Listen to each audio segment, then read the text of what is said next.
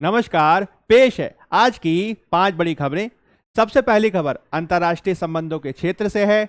Spain के प्रधानमंत्री Pedro Sanchez का भारत दौरा देखा जा रहा है, जिसके तहत इस भारत दौरे के तहत उन्होंने भारत के प्रधानमंत्री मोदी जी से मुलाकात की और फिर दोनों नेताओं के द्वारा बडोदरा में C-295 सैन्य विमानों के निर्माण के लिए टाटा एयरबस की असेंबली यूनिट का उद्घाटन किया गया।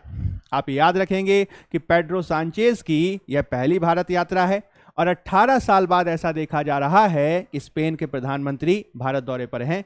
इससे पहले 2006 में स्पेन के प्रधानमंत्री जोस लुइस का भारत दौरा देखा गया था। दूसरी खबर भी काफी महत्वपूर्ण है। नौसेना प्रमुख एडमिरल दिनेश कुमार त्रिपाठी जी के द्वारा दिल्ली में भारत मंडपम में स्वावलंबन 2024 का उद्घाटन किया गया।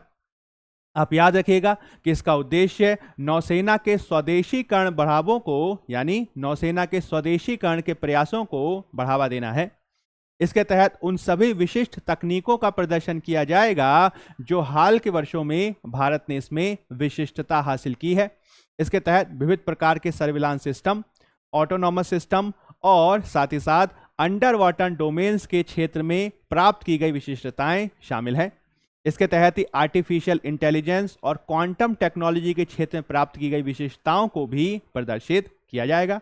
आप याद रखेंगे कि भारत पिछले कई सालों से मेक इन इंडिया प्रोग्राम के तहत रक्षा क्षेत्र में स्वदेशीकरण को बढ़ावा दे रहा है और स्वावलंबन 2024 इसी के प्रदर्शन का एक महत्वपूर्ण जरिया बनेगा। तीसरी खबर खेल के क्षेत्र में है। एशिया क्रिकेट काउंसिल यानी ACC का छठा पुरुष इमर्जिंग टीम्स एशिया कप 2024 का फाइनल ओमान में खेला गया और इस फाइनल में अफगानिस्तान ए ने श्रीलंका ए को हराकर 2024 का इमर्जिंग एशिया कप जीत लिया है।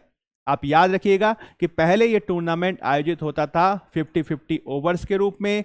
पहली बार इसका आयोजन T20 प्रारूप में किया गया है।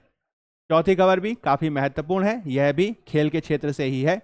भारत ने अंडर 23 विश्व कुश्ती चैंपियनशिप 2024 में 9 मेडल जीते।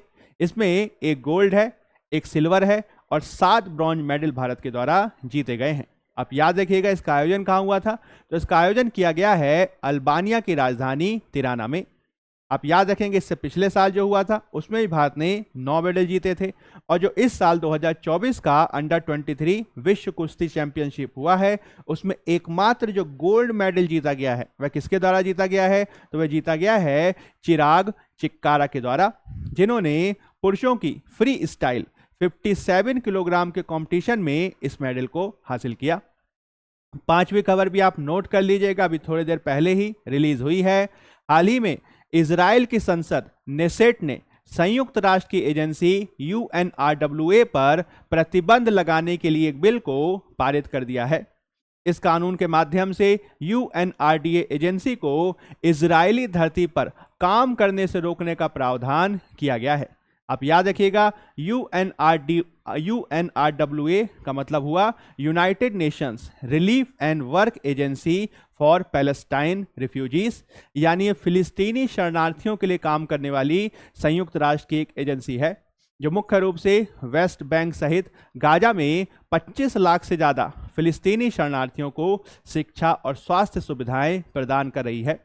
और जब इस प्रकार का कानून पारित कर दिया गया है तो इस प्रकार के प्रतिबंध से मानवीय संकट और ज़्यादा बढ़ सकता है।